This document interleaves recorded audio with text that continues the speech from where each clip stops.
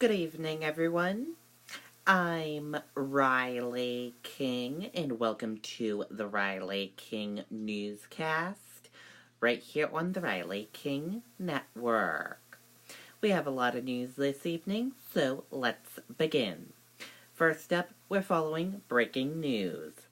Rockingham Alert is reporting in Raymond, New Hampshire, police activity pre-radars. Nottingham Road at Weeks Road. Road is closed for unknown police activity. Multiple agencies on scene. Possible gunshots fired. We will keep you updated if we get more information into our newsroom. State AG takes control of Hillsborough County Attorney's Office. Decision made after recent criticism of how prosecutions handled. Let's take a listen to the video from WMUR News 9.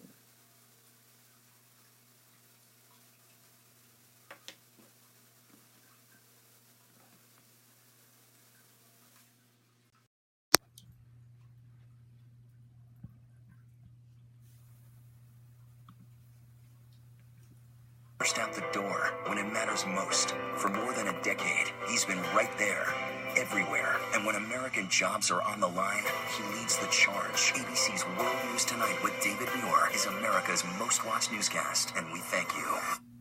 Now to breaking news. The Hillsborough County Attorney has been removed from overseeing the office. This week, the Attorney General asked Michael Conlon for his resignation, but he refused. Minutes ago, the AG announcing its move. Over the past several months, the AG's office has expressed deep concern over how Conlon was leading his office. David Mara, who once served as Manchester's police chief, is expected to replace Conlon. WMUR's Tim Callery is speaking to Conlon right now. We'll hear from him coming up on News 9 at 5. Okay, and there you go on that video and that report.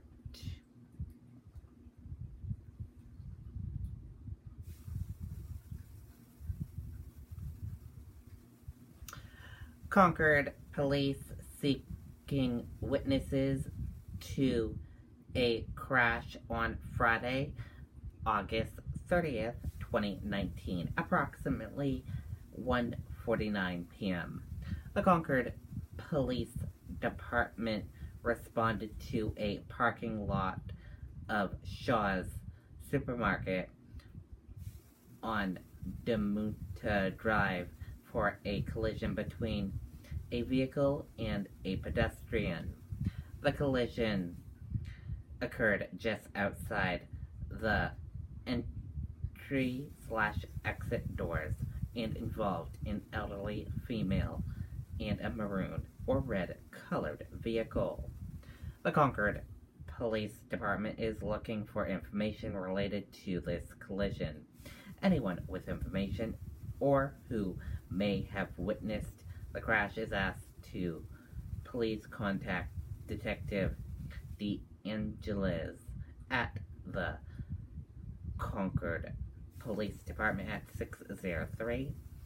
603-230-3757 or Lieutenant Sean Ford at 603-230-3728 or call the Concord Crime Line at 226-3100.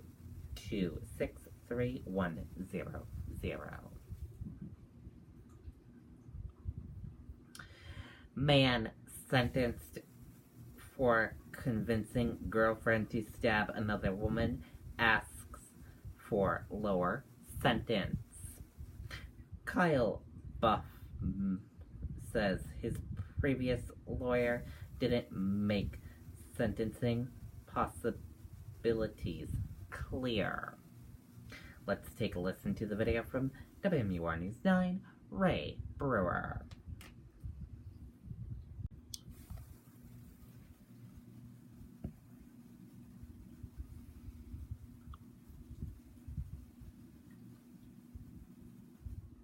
Kyle Buffum is serving 35 years to life on an accomplice to attempted murder charge.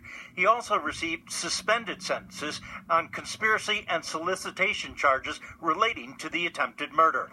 Back in 2014, he convinced his girlfriend at the time to stab another woman over a dozen times.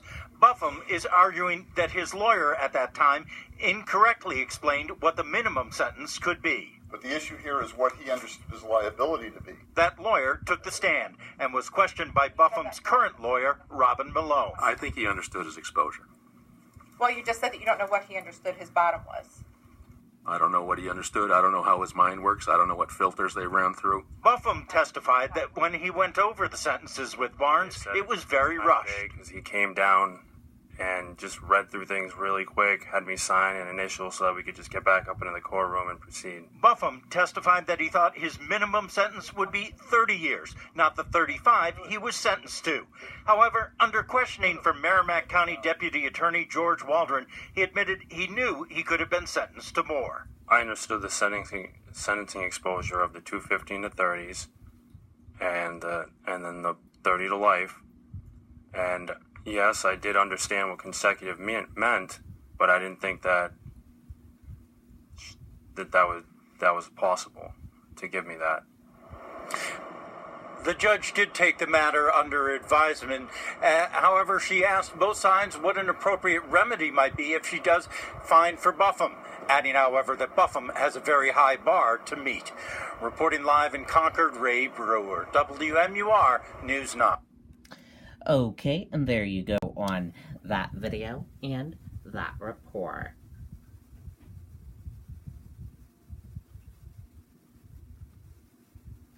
Crews battle fire at Keene Recycling Facility. No injuries reported. Let's take a listen to the video from WMUR News 9.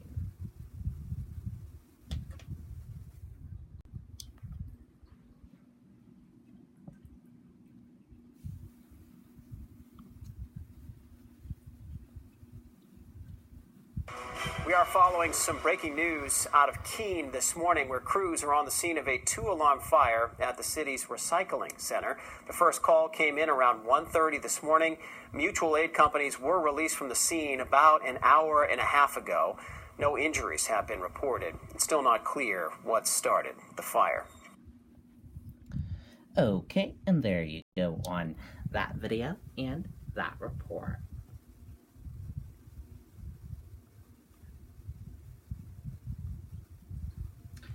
Three State House members led list of 27 new endorsements for Cory Booker.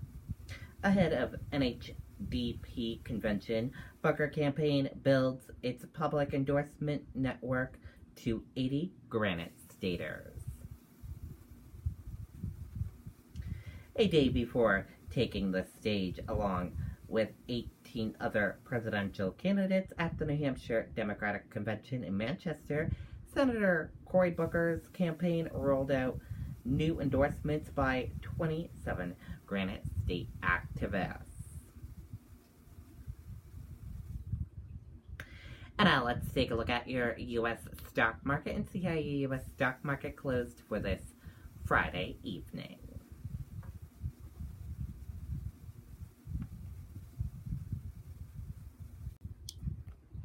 And here's a look at that U.S. stock market for all of you for this Friday evening.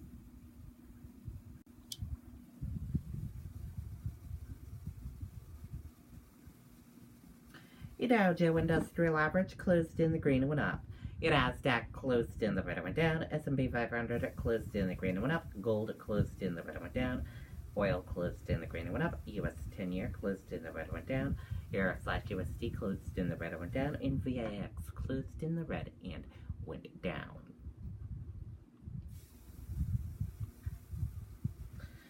Stocks close little changed after disappointing jobs report, but rise for a second straight week. Stocks closed little changed on Friday after the release of disappointing jobs data, but posted back-to-back weekly gains and optimism around U.S.-China trade relations. Hurricane Dorian crews rescuing residents from catastrophic flooding.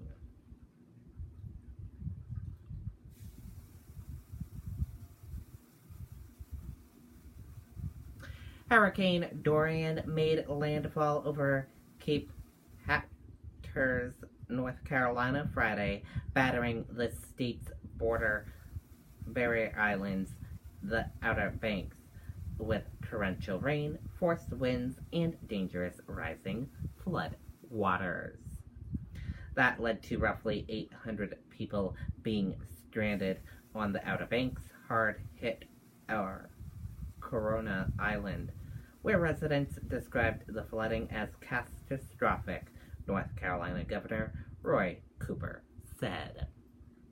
And that is for this evening edition of the Riley King Newscast, right here on the Riley King Network. I hope you all have a great rest of your evening, and I'll see you back here tomorrow for another newscast. And I'll have a news report coming up in a little bit. Good night and bye.